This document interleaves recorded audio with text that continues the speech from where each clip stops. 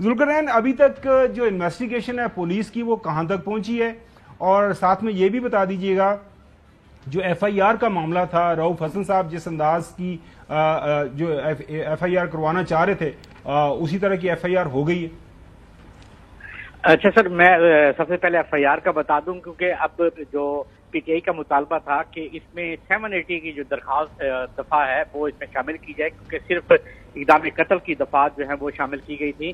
तो उसके लिए अभी तक पुलिस ने खुद से तो ये दफात शामिल नहीं किए हैं। उसके लिए या तो इनको अदालत का सहारा लेना पड़ेगा, अदालत में दरखास्त देनी पड़ेगी कि अदालत हुक्म दे इनको कि 780 इसमें शामिल की जाए, या फिर आईजी इस्लामाबाद को भी एक अलग से दरखास्त दें कि वो शामिल की जाए। पुलिस खुद से तो ये कभी भी दफात जो है वो शामिल नहीं करती है, उसके लिए एक कमेटी बनती है और जायजा लेने के बाद फिर वो फैसला करती है। दूसरी बात यह है कि अभी तक जो तफ्तीश है वो किसी भी अहम मरहले तक नहीं पहुंची है कि ये कहा जाए कि कोई ब्रेक थ्रू है। ब्रेक थ्रू नहीं हुआ। यहाँ तक कि जो मेडिकल रिपोर्ट है वो भी अभी तक अस्पताल से नहीं ली गई है। अस्पताल ज़राए का ये कहना है कि ना तो रऊफ हसन की जानिब से हमसे रब्ता किया है, ना ही पुलिस की जानिब से मेडिकल लीगल होता है वो लेने के लिए रब्ता किया गया है। तो रिपोर्ट भी अभी तक नहीं बनी है। जहाँ तक है सीसीटीवी फुटेज के जरिए जो कोशिश की जा रही है, अभी तक कोई ऐसा क्लू नहीं मिला है कि वो जो ख्वाजा असरार थे वो किसी और जगह पर भी देखे गए हैं। सिर्फ जो सीसीटीवी कैमरे से फुटेज सामने आई है वो दो ही जगह, एक क्यू एरिया और एक G7 जहां पर हमला किया गया, वो फुटेज आई है। इसके अलावा अभी तक पुलिस को कोई ऐसी फुटेज नहीं मिली या उस तरह के कोई ख्वाजा असरार जो है वो किसी और जगह देखे गए हों। इन्होंने जो ख्वाजा असरारों की कम्युनिटी है, उनके जो गुरु हैं, उनसे भी मुसलसल राब्ते में हैं। उनकी तरफ से भी यही कहा गया है कि हमने इन्हें कहीं नहीं देखा है। तो इसलिए ब्रेक थ्रू तो हम नहीं कह सकते अभी। अलबत्ता ये है कि जो वहां पे ब्लेड मिला था और कुछ और चीजें थी, तो वो उन्होंने फर्जे के लिए एफआईए से भी राब्ता किया है कि उनसे भी मदद ली जाए ताकि वहां से अच्छा, जुल्करनैन, लास्ट क्वेश्चन आपसे ये है कि आप जो है क्राइम रिपोर्टिंग इस शहर के अंदर काफी अरसे से कर रहे हैं। आपके लिए कितना एक अजीब वाकया है कि जिस अंदाज से वो लोग आए, बिल्कुल कोई उन्होंने नकाब नहीं किया हुआ था, कि जाहिर है किसी गाड़ी पे आए होंगे, किसी गाड़ी के ऊपर बैठ के गए होंगे, या हवा में कहीं वो जो है वो तहलील हो गए, गायब हो गए, कुछ समझ नहीं आ रही। मतलब अभी तक कोई क्लू नहीं मिला कि किस साइड से एंटर हुए, कहां से वो गाड़ी से निकले, कहां से गाड़ी से उतरे, कौन सी गाड़ी में बैठ के गए।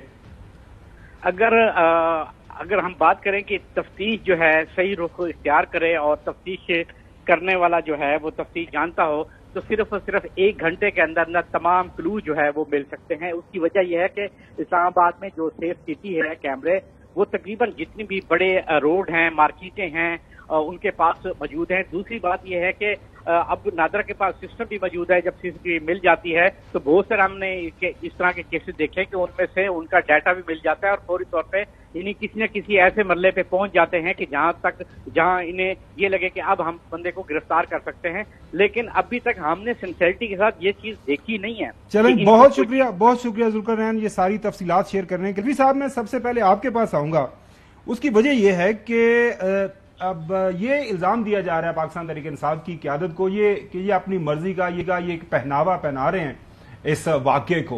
वो एक पॉलिटिकल पार्टी हैं और वो एक पॉलिटिकल पार्टी के तौर पर उनके जो स्पोक्स पर्सन है, ज़ाहिर है उनके सेंट्रल इंफॉर्मेशन सेक्रेटरी हैं, वो उनके ऊपर एक कातलाना हमला हुआ है। वो क्या इस वाक़े को रंग दें? मतलब बेहतरीन हल तो इसका यही है कि ये लोग जिन्होंने ये कार्रवाई की है उनको सामने लाया जाए। इनका ये मकसद था, ये एक इनके साथ वजह दावत थी रऊफ हसन साहब के साथ। ये जो 8-10 लोग आए थे, इसके साथ किसी और का कुछ लेना देना नहीं है।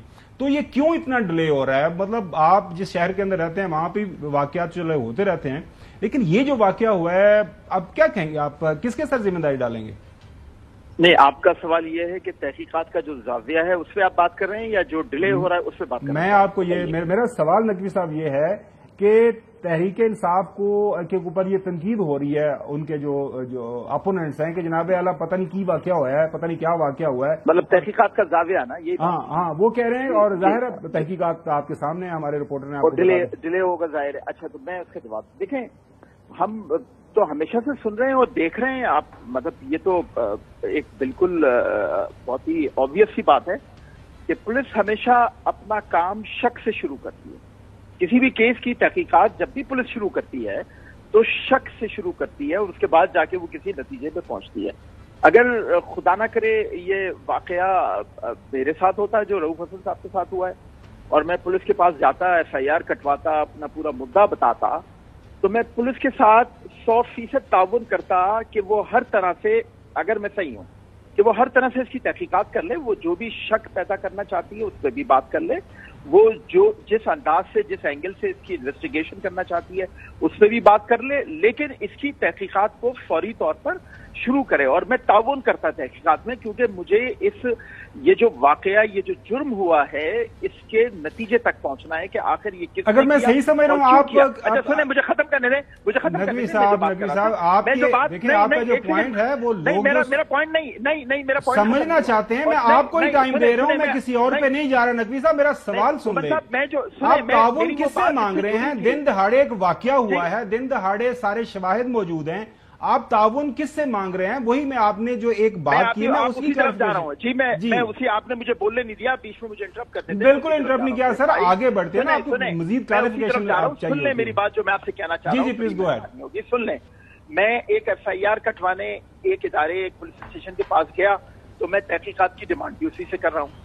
اب یہ تو بچہ بات کرتا ہے نا کہ پولیس اپنا کام ہمیشہ شک سے شروع کرتی ہے۔ اب پولیس سے میں مکمل طور پہ تعاون کروں گا تاکہ یہ تحقیقات، یہ نتیجہ جلد سے جلد سامنے آئے، اور اگر میں چاہتا ہوں کہ جلد سے جلد اس کا فیصلہ ہو تو مجھے تحقیقات میں پولیس کے ساتھ مکمل طور پہ تعاون کرنا ہوگا، ایک بات۔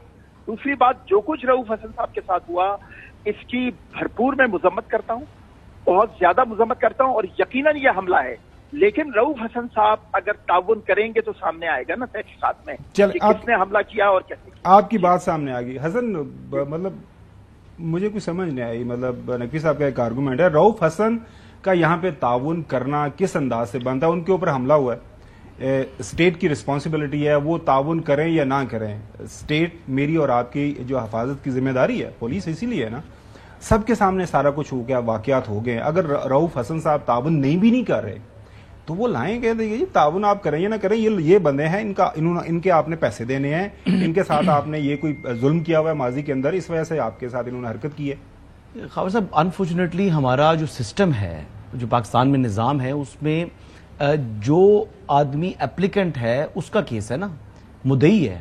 رؤوف حسن صاحب کی جانب سے ایک اپلیکیشن گئی ہے جس کے اوپر FIR رجسٹر ہو چکی ہے، تو اب تعاون اگر وہ نہیں کر رہے، میرا تو ویسے علم میں نہیں یہ بات، اگر تعاون نہیں کر رہے تو ان کو کرنا چاہیے۔ مطلب کیا وہ کہہ رہے ہیں نا، حیدر صاحب، نقوی صاحب فرما رہے تھے کہ وہ تعاون نہیں کر رہے، اور اگر نہیں کر رہے تو ان کو کرنا چاہیے، کیونکہ آپ کو اپنے کیس کی پیروی خود کرنی چاہیے۔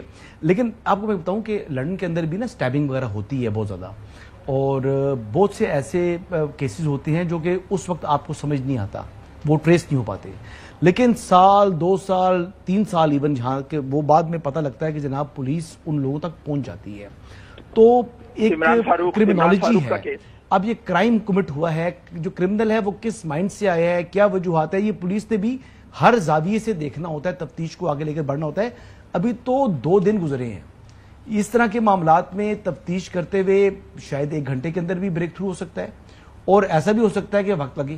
تو اب اس اسپیسیفک کیس کے اندر میرا نہیں خیال کہ کوئی زیادہ وقت لگنا چاہیے، لیکن اب لگنا چاہیے، یہ میرا تاثر ہے، لیکن میں انویسٹیگیٹر نہیں ہوں۔ آپ کی تاثر نہیں کچھ حسن، کچھ شواہد ہے سامنے، کچھ چیزیں ہیں، کیونکہ دیکھیں جو آپ کے سیف سٹی ہے اس کے کیمریز آپریشنل ہیں، وہاں سے وہ مطلب کتنے لوگ ہیں وہاں ان کو ٹریس کر سکتے ہیں، پھر اس کے علاوہ جیو فینسنگ ہو سکتی ہے۔ ایک بندہ نہیں ہے جو عمر فاروق کا ذکر ہے، ایک بندہ نہیں چھپ چھپا کے کسی نے کچھ کیا، یہاں پہ 8-10 بندے ہیں، وہ جن لوگوں کے پاس جو ہے ٹیلی فونز انہوں نے یوز کیے ان تک پہنچا جا سکتا ہے، تو پہنچنے کی اگر نیت ہوگی تو پہنچ تو جائیں گے۔ وہ ذوالقرنین نے بتایا کہ ابھی تک ہمیں کوئی ڈائریکشن نہیں نظر آ رہی۔